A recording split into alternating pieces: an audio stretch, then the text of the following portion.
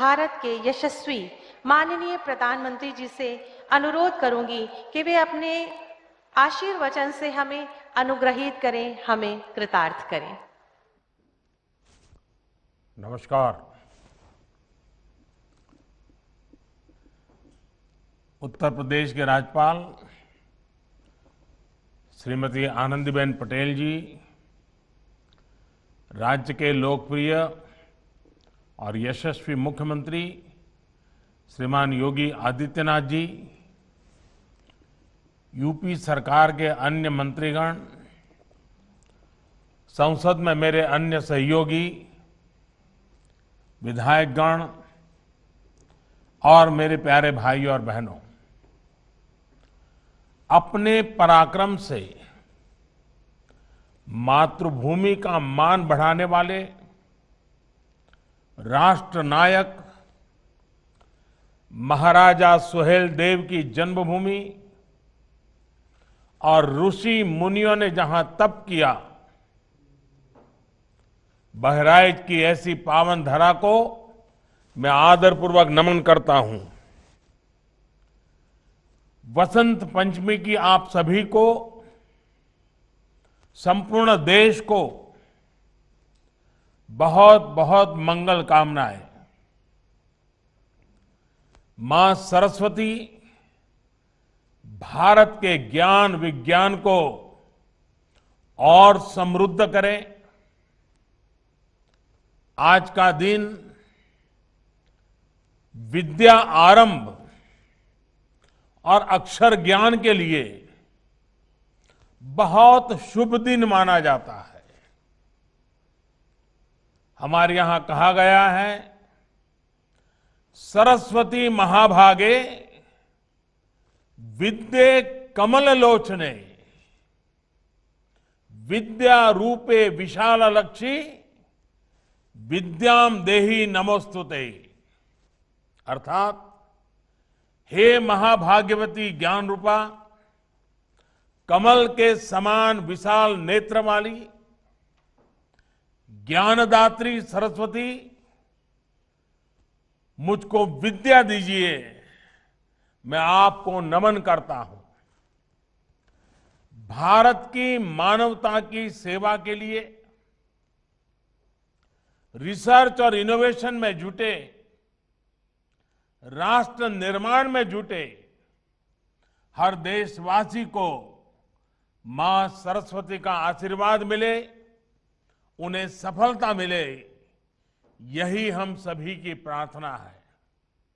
भाइयों और बहनों, रामचरित मानस में गोस्वामी तुलसीदास जी कहते हैं, ऋतु बसंत बह त्रिविध बयारी, यानी वसंत ऋतु में शीतल, मंद, सुगंध ऐसी 3 प्रकार की हवा बह रही है। इसी हवा, इसी मौसम में खेत, खलिहान, बाग, बगान से लेकर जीवन का हर हिस्सा आनंदित हो रहा है। वाकई हम जिस तरफ देखें तो फूलों की बहार है। हर जीव वसंत ऋतु के स्वागत में खड़ा है। ये वसंत महामारी की निराशा को पीछे छोड़कर आगे बढ़ते भारत के लिए नई उम्मीद, नई उमंग लेकर आया है।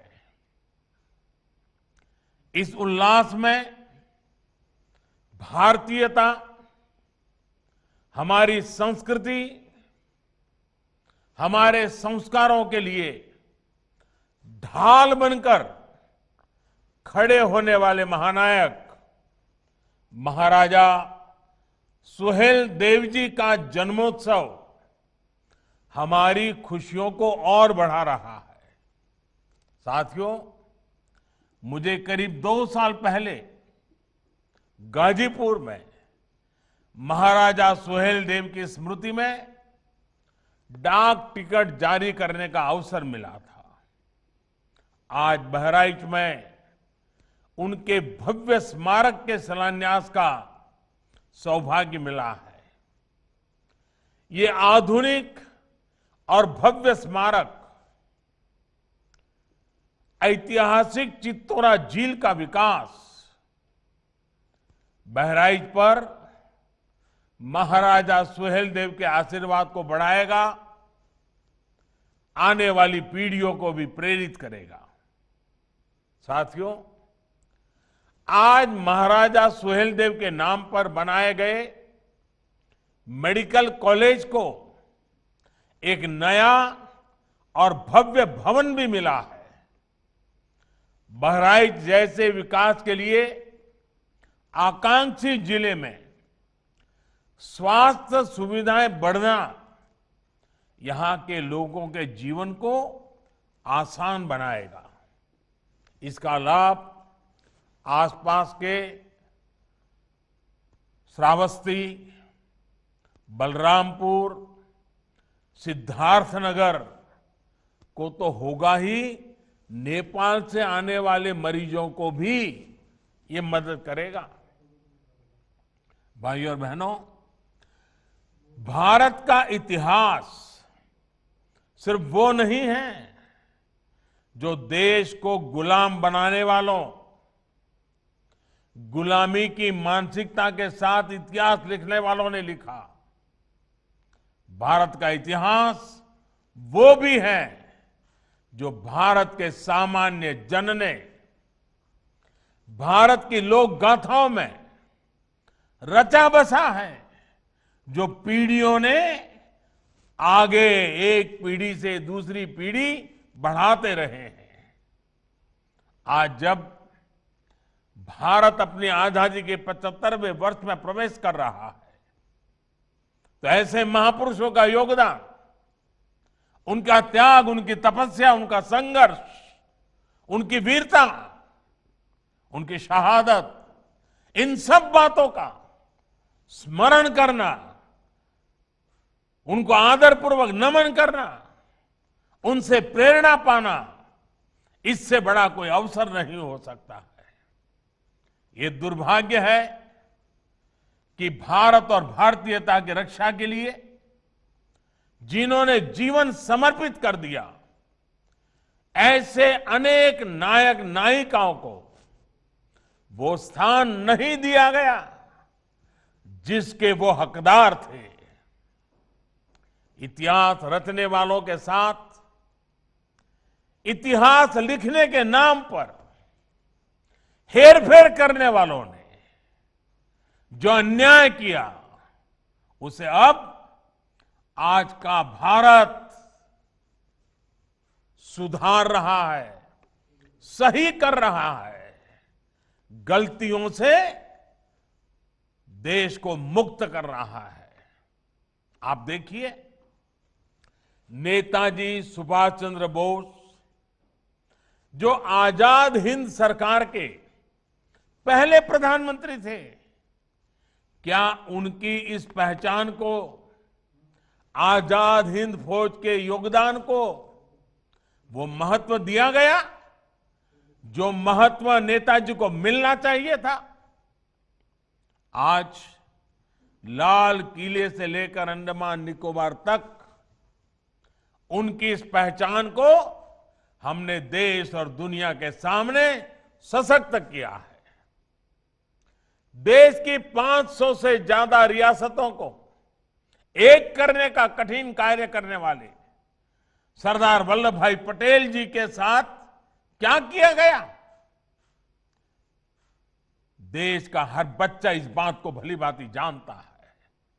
आज दुनिया की सबसे बड़ी प्रतिमा statue of unity Sardar Patel की है, जो हमें प्रेरणा दे रही है।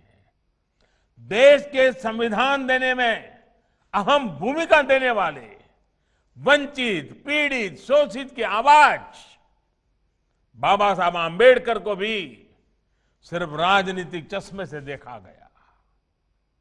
आज भारत से लेकर इंग्लैंड तक डॉक्टर बाबा साहब आंबेडकर से जुड़े स्थानों को पंच तीर्थ के रूप में विकसित किया जा रहा है। साथियों, भारत के ऐसे अनेकों सेनानी हैं जिनके योगदान को अनेक वजहों से मान नहीं दिया गया, पहचान नहीं दी गई। चौरी चौरा के वीरों के साथ जो हुआ वो क्या हम भूल सकते हैं? महाराजा सुहेलदेव और भारतीयता की रक्षा के लिए उनके प्रयासों के साथ भी यही व्यवहार किया गया। इतिहास की किताबों में भले ही महाराजा सुहेलदेव के शौर्य, पराक्रम, उनकी वीरता को वो स्थान नहीं मिला, लेकिन अवध और तराई से लेकर पूर्वांचल की लोक कथाओं में लोगों के हृदय में वो हमेशा हमेशा बने रहे। सिर्फ वीरता ही नहीं, एक संवेदनशील और विकासवादी शासक के रूप में उनकी छाप अमिट है। अपने शासनकाल में जिस प्रकार उन्होंने बेहतर रास्तों के लिए, पोखरों तालाबों के लिए, बाग बगीचों और शिक्षा के क्षेत्र में काम जो किया वो अभूतपूर्व था। उनकी यही सोच इस स्मारक स्थली में भी दिखने वाली है। साथियों, पर्यटक महाराजा सुहेलदेव जी के जीवन से प्रेरित हो सके, इसके लिए उनकी 40 फीट की कांस्य प्रतिमा स्थापित होगी। यहां पर बनने वाले संग्रहालय में महाराजा सुहेलदेव से जुड़ी ऐतिहासिक जानकारियां होगी। इसके भीतर की और आसपास की सड़कों का चौड़ीकरण किया जाएगा। बच्चों के लिए पार्क बनेगा, सभागार होगा, पर्यटकों के लिए आवास गृह, पार्किंग, कैफेटेरिया जैसी अनेक सुविधाओं का निर्माण होगा। इसके साथ साथ जो स्थानीय शिल्पकार है, कलाकार है, वो अपना सामान यहां आसानी से बेच पाए, इसके लिए दुकानों का निर्माण किया जाएगा। इसी तरह चित्तौरा झील पर घाट और सीढ़ियों के निर्माण और सुंदरीकरण से इस ऐतिहासिक झील का महत्व और बढ़ जाएगा। ये सारे प्रयास बहराइच की सुंदरता ही नहीं, सिर्फ सुंदरता बढ़ाएंगे ऐसा नहीं, बल्कि यहां आने वाले पर्यटकों की संख्या में भी वृद्धि करेंगे। मरी मैया की कृपा से ये कार्य जल्द पूरे होंगे। भाइयों और बहनों, बीते कुछ सालों में देश भर में इतिहास, आस्था, अध्यात्म, संस्कृति से जुड़े जितने भी स्मारकों का निर्माण किया जा रहा है, उनका बहुत बड़ा लक्ष्य पर्यटन को बढ़ावा देने का भी है। उत्तर प्रदेश तो पर्यटन और तीर्थाटन दोनों के मामले में समृद्ध भी है और इसकी क्षमताएं भी अपार है। चाहे वह भगवान राम का जन्म स्थान हो या कृष्ण का वृंदावन हो, भगवान बुद्ध का सारनाथ हो या फिर काशी विश्वनाथ, संत कबीर का मगहर धाम या वाराणसी में संत रविदास की जन्मस्थली का आधुनिकीकरण, पूरे प्रदेश में बड़े पैमाने पर काम चल रहा है। इनके विकास के लिए भगवान राम, श्री कृष्ण और बुद्ध के जीवन से संबंधित स्थलों जैसे अयोध्या, चित्रकूट, मथुरा, वृंदावन, गोवर्धन, कुशीनगर, श्रावस्ती आदि तीर्थ स्थलों पर रामायण सर्किट, आध्यात्मिक सर्किट, बौद्ध सर्किट, ऐसे अनगिनत सर्किट, इसका विकास किया जा रहा है। भाइयों और बहनों, बीते कुछ वर्षों में जो प्रयास हुए हैं उनका प्रभाव भी नजर आने लगा है। जिस राज्य में अन्य राज्यों से सबसे अधिक पर्यटक आते हैं वो प्रदेश का नाम है उत्तर प्रदेश। विदेशी पर्यटकों को आकर्षित करने में भी यूपी देश के टॉप 3 राज्यों में आ चुका है। उत्तर प्रदेश में पर्यटकों के लिए जरूरी सुविधाओं के साथ साथ आधुनिक कनेक्टिविटी के साधन भी बढ़ाए जा रहे हैं। भविष्य में अयोध्या का एयरपोर्ट और कुशीनगर का इंटरनेशनल एयरपोर्ट देश विदेशी टूरिस्टों के लिए बहुत उपयोगी साबित होगा। उत्तर प्रदेश में छोटे बड़े दर्जन भर एयरपोर्ट्स पर काम चल रहा है, जिसमें से कई पूर्वांचल में ही है। उड़ान योजना के तहत यूपी के अनेक शहरों उनका काम कीमत वाली हवाई सेवा से जोड़ने का अभियान चल रहा है, कम कीमत से। इसके अलावा Purvanchal expressway, Bundelkhand expressway, Ganga expressway, Gorakhpur link expressway, Ballia link expressway, ऐसी आधुनिक और चौड़ी सड़कें पूरे यूपी में बनाई जा रही हैं। और ये तो एक तरह से आधुनिक यूपी के आधुनिक इंफ्रास्ट्रक्चर की शुरुआत है। एयर और रोड कनेक्टिविटी के अलावा यूपी को रेल कनेक्टिविटी भी आज आधुनिक हो रही है। यूपी 2 बड़े डेडिकेटेड फ्रेट कॉरिडोर का जंक्शन है। हाल ही में ही ईस्टर्न डेडिकेटेड फ्रेट कॉरिडोर के एक बड़े हिस्से का लोकार्पण यूपी में ही किया गया है।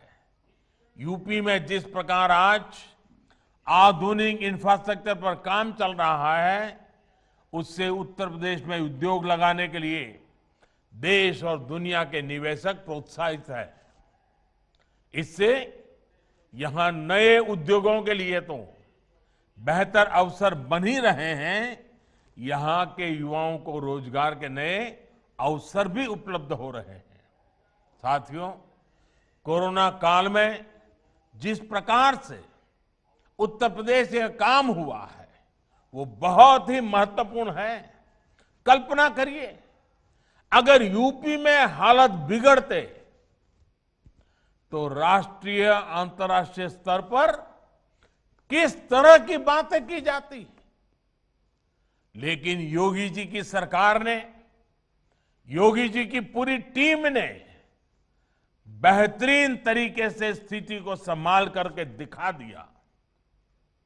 यूपी न सिर्फ ज्यादा से ज्यादा लोगों का जीवन बचाने में सफल रहा, बल्कि बाहर से लौटे श्रमिकों को रोजगार देने में भी यूपी ने प्रशंसनीय काम किया है।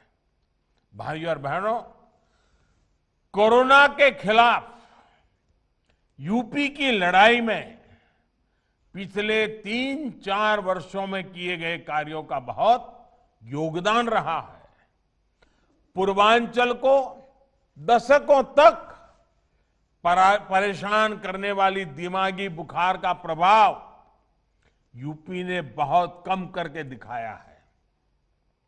यूपी में 2014 तक 14 मेडिकल कॉलेज थे, जो आज बढ़कर 24 हो चुके हैं। साथ ही गोरखपुर और बरेली में एम्स का भी काम चल रहा है। इनके अलावा 22 नए मेडिकल कॉलेज और बनाए जा रहे हैं। वाराणसी में आधुनिक कैंसर अस्पतालों की सुविधा भी अब पूर्वांचल को मिल रही है। यूपी जल जीवन मिशन यानी हर घर जल पहुंचाने के लिए भी प्रशंसनीय कार्य कर रहा है। जब शुद्ध पीने का पानी घर घर पहुंचेगा तो इससे अनेक बीमारियां वैसे ही कम हो जाएगी। भाइयों और बहनों, उत्तर प्रदेश में बेहतर होती बिजली, पानी, सड़क और स्वास्थ्य की सुविधाओं का सीधा लाभ गांव, गरीब और किसान को हो रहा है। विशेष तौर पर छोटे किसान जिसके पास बहुत कम जमीन होती है, वो इन योजनाओं के बहुत बड़े लाभार्थी हैं। उत्तर प्रदेश के ऐसे लगभग 2.5 करोड़ किसान परिवारों के बैंक खाते में पीएम किसान सम्मान निधि के माध्यम से सीधे पैसे जमा किए जा चुके हैं। ये वो किसान परिवार हैं जो कभी बिजली का बिल या खाद की बोरी खरीदने के लिए भी दूसरों से कर्ज लेने के लिए मजबूर थे, लेकिन ऐसे छोटे किसानों को हमारी सरकार ने 27,000 करोड़ रुपए से अधिक सीधे ट्रांसफर कर दिए हैं, उनके खाते में जमा कर दिए हैं। यहां किसानों को बिजली न होने की वजह से जो दिक्कतें आती थे, रात रात भर बोरिंग के पानी के लिए जागना पड़ता था, इंतजार करना पड़ता था कि मेरा नंबर कब आएगा। ऐसी तमाम दिक्कतें भी बिजली आपूर्ति सुधरने से अब दूर हो रही है। साथियों, देश की जनसंख्या बढ़ने के साथ खेती की जमीन छोटी से छोटी होती जा रही है। इसलिए देश में किसान उत्पादक संघों का निर्माण बहुत आवश्यक है। आज सरकार छोटे किसानों के हजारों किसान उत्पादक संघ यानी एफपीओ बना रही है। 1-2 बीघा के 500 किसान परिवार जब संगठित होकर बाजार में उतरेंगे तो वो 500,000 बीघा के किसान से भी ज्यादा ताकतवर होंगे। इसी प्रकार किसान रेल के माध्यम से सब्जियां, फल, दूध, मछली और ऐसे अनेक व्यवसायों से जुड़े छोटे किसानों को अब बड़े बाजारों से जोड़ रहा है। जो नए कृषि सुधार किए गए हैं, इनका लाभ भी छोटे और सीमांत किसानों को सबसे अधिक होगा। उत्तर प्रदेश में इन नए कानूनों के बनने के बाद जगह जगह से किसानों के बेहतर अनुभव सामने आने में भी लगे हैं। इन कृषि कानूनों को लेकर भांति भांति का प्रचार करने की कोशिश की गई। ये पूरे देश ने देखा है कि जिन्होंने देश के कृषि बाजार में विदेशी कंपनियों को बुलाने के लिए कानून बनाया, वो आज देसी कंपनियों के नाम पर किसानों को डरा रहे हैं। साथियों, राजनीति के लिए झूठ और अपप्रचार की ये पोल अब स्वयं किसान खोल रहे हैं।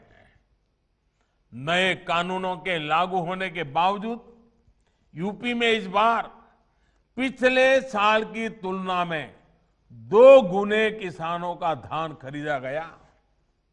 इस बार करीब 65 लाख मैट्रिक टन की खरीद यूपी में हो चुकी है, जो बीते साल की तुलना में लगभग 2 गुनी है। यही नहीं, योगी जी की सरकार गन्ना किसानों तक भी बीते सालों में 1 लाख करोड़ रुपए से अधिक पहुंचा चुकी है। कोरोना काल में भी गन्ना किसानों को दिक्कत ना आए, इसके लिए हर संभव मदद दी गई है। चीनी मिले किसानों को भुगतान कर पाए, इसके लिए केंद्र ने भी हजारों करोड़ रुपए राज्य सरकारों को दिए हैं। गन्ना किसानों का भुगतान समय पर होता रहे, इसके लिए योगी जी की सरकार के प्रयास जारी है। भाइयों और बहनों, सरकार की यह हर संभव कोशिश है कि गांव और किसान का जीवन बेहतर हो, किसान को, गांव में रहने वाले गरीब को परेशानी ना हो, उसको अपने मकान पर अवैध कब्जे की आशंका से मुक्ति मिले, इसके लिए स्वामित्व योजना भी आज पूरे उत्तर प्रदेश में चलाई जा रही है। इस योजना के तहत आज तक यूपी के करीब 50 जिलों में ड्रोन के माध्यम से सर्वे चल रहा है। लगभग 12,000 गांवों में ड्रोन सर्वे का काम पूरा हो चुका है और अभी तक 2 लाख से ज्यादा परिवारों को प्रॉपर्टी कार्ड यानी घरौनी मिल चुका है। यानी ये परिवार अब हर प्रकार की आशंका से मुक्त हो चुके हैं। साथियों, आज गांव का गरीब किसान देख रहा है कि उसके छोटे से घर को बचाने के लिए, उसकी जमीन को बचाने के लिए पहली बार कोई सरकार इतनी बड़ी योजना चला रही है। इतना बड़ा रक्षा कवच हर गरीब को, हर किसान को, हर ग्रामवासी को दे रहा है। इसलिए जब कोई कृषि सुधारों के माध्यम से किसानों की जमीन छीन जाने का झूठ फैलाता है तो उस पर कोई कैसे विश्वास कर सकता है। हमारा लक्ष्य देश के हर नागरिक को समर्थ बनाने का है। हमारा संकल्प देश को आत्मनिर्भर बनाने का है। इस संकल्प की सिद्धि के लिए समर्पित भाव से हम जुटे रहेंगे। मैं रामचरितमानस की एक चौपाई से ही अपनी बात समाप्त करूंगा। रामचरितमानस में कहा गया है, प्रबीसी नगर कीजे सब काजा, प्रबीसी नगर कीजे सब काजा, हृदय राखी कौशलपुर राजा। भावार्थ ये कि हृदय में भगवान राम का नाम धारण करके हम जो भी कार्य करेंगे उसमें निश्चित सफलता मिलेगी ही। एक बार फिर महाराजा सुहेल देव जी को नमन करते हुए आपको इन नई सुविधाओं के लिए बहुत बहुत बधाई देते हुए योगी जी और उनकी पूरी टीम का अभिनंदन करते हुए बहुत बहुत धन्यवाद। बहुत बहुत धन्यवाद और आभार माननीय प्रधानमंत्री जी। आप